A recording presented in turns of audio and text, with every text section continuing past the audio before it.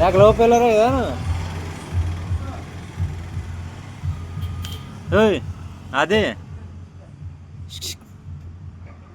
ಏ ಚುಮ್ಮೀಗ love failure ಆಗ್ಯದ.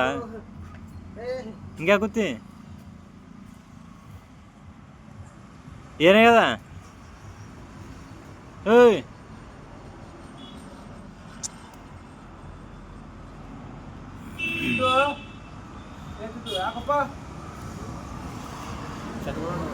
ಏನಾಗ್ಯದ? ಏ ಅದು ಹೋಗ ಕಿಲೋಡ್ಗ. ಏಯ್ ಡುಮ್ಮ